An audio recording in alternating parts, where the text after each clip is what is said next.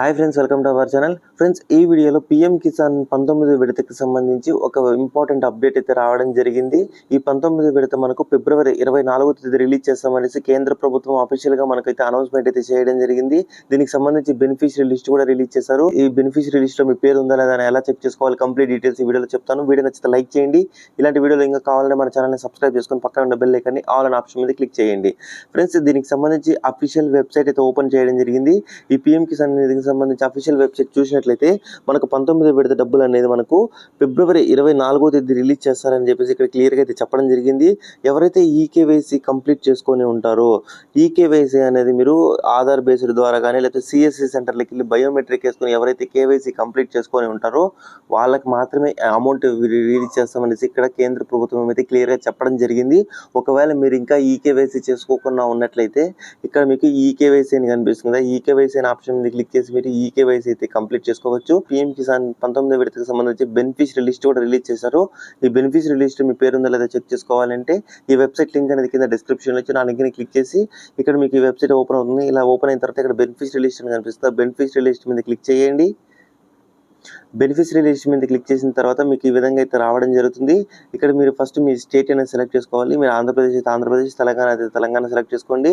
తర్వాత మీ డిస్టిక్ అనేది సెలెక్ట్ చేసుకోవాలి. మీరు ఏ డిస్టిక్ అయితే మీరు ఆ డిస్టిక్ అనేది మీరు ఇక్కడ సెలెక్ట్ చేసుకోండి. తర్వాత మీ సబ్ డిస్టిక్ అంటే మీ మండలం అడుగుతుంది కదా, మీ మండలం అనేది మీరు సెలెక్ట్ చేసుకోవాల్సి ఉంటుంది. మీరు కూడా ఇక్కడ మీరు ఏ మండలం అయితే మీరు ఆ మండలం అనేది సెలెక్ట్ చేసుకోండి.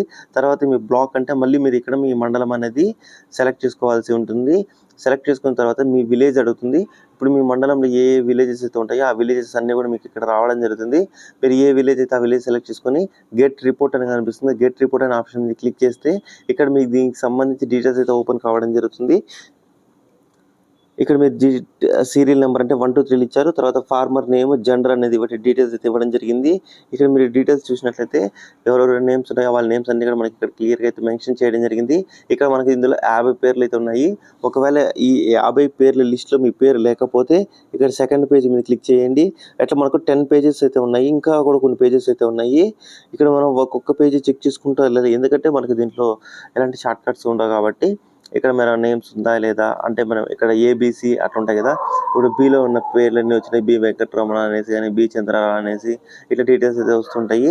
ఇప్పుడు సెకండ్ పేజీలో కూడా మీ పేరు లేకపోతే థర్డ్ పేజ్ క్లిక్ చేయండి. థర్డ్ పేజీలో లేకపోతే fourth page 6th 7th 8th 9th 10th ఇట్లా పేజెస్ అన్ని కూడా మీరు క్లిక్ చేసుకుంటూ వెళ్ళి ఇక్కడ మీరు మొత్తం డీటెయిల్స్ అయితే రైతుల డీటెయిల్స్ అయితే ఉంటాయి.